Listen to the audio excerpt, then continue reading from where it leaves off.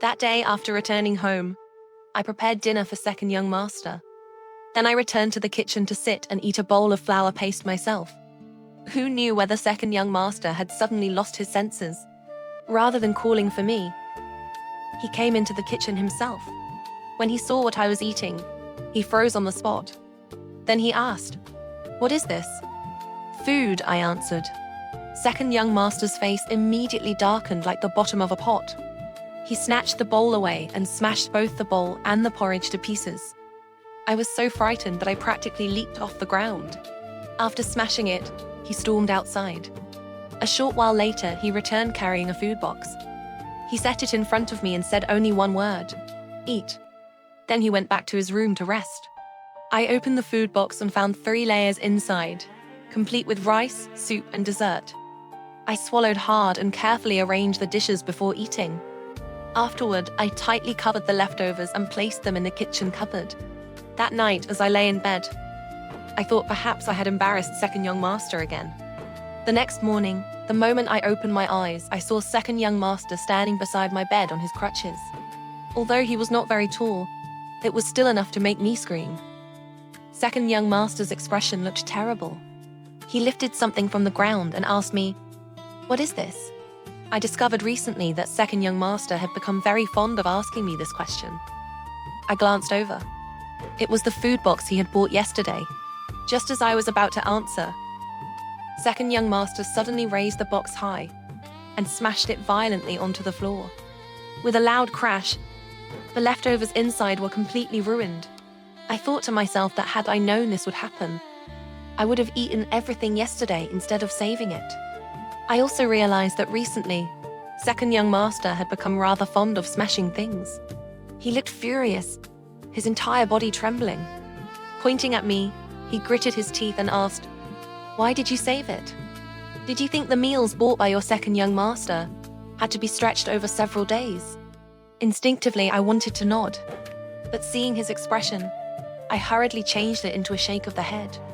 Second young master truly was intelligent. He seemed to see right through me.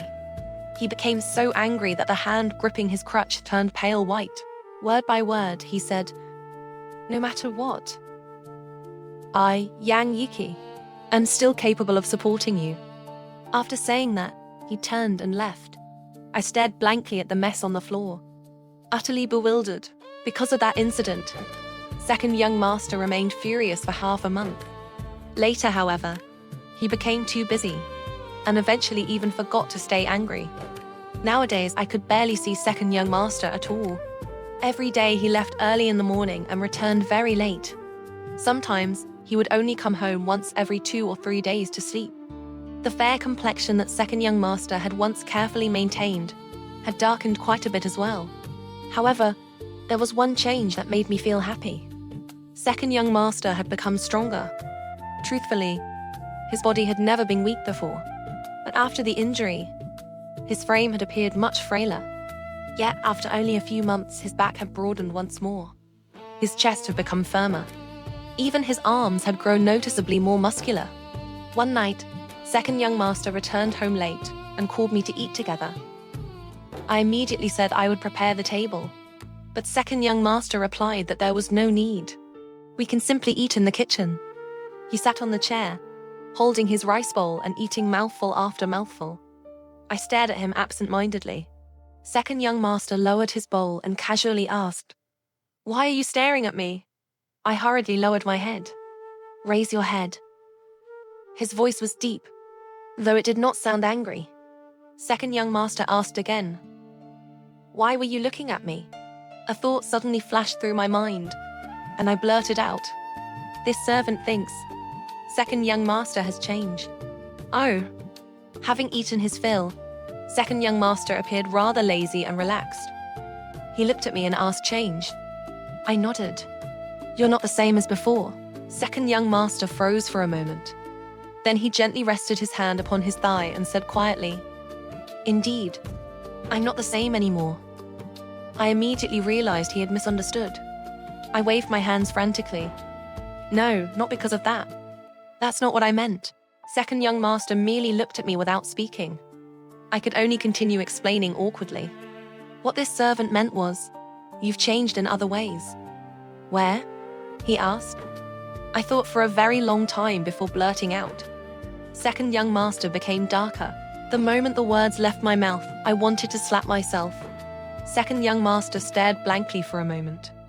Then suddenly he laughed out loud. He touched his own face and nodded. Darker indeed. Then he rubbed at his cheek again, peeling away a small patch of dry skin. And rougher too. I stared at his well-defined jawline and sharply handsome face. He wore rough cloth garments tied at the waist with a simple belt. Just the slightest bend of his body caused the firm muscles around his waist to tighten beneath the fabric. At that moment, I suddenly realized something. The man from years ago, the second young master dressed in flowing silk robes, embracing beautiful young women while laughing aboard pleasure boats upon West Lake, now felt like nothing more than a dream from another lifetime. While I was still lost in thought, second young master suddenly looked at me and asked, "Which version of me do you think is better?" Even his voice had changed. It was deeper than before, and far steadier.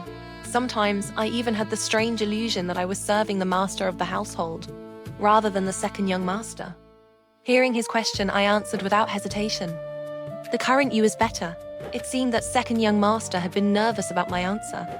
The moment he heard my reply, his shoulders visibly relaxed. Then he reached out and gently patted my head. "Go rest." Still dazed, I slowly returned to my room to sleep.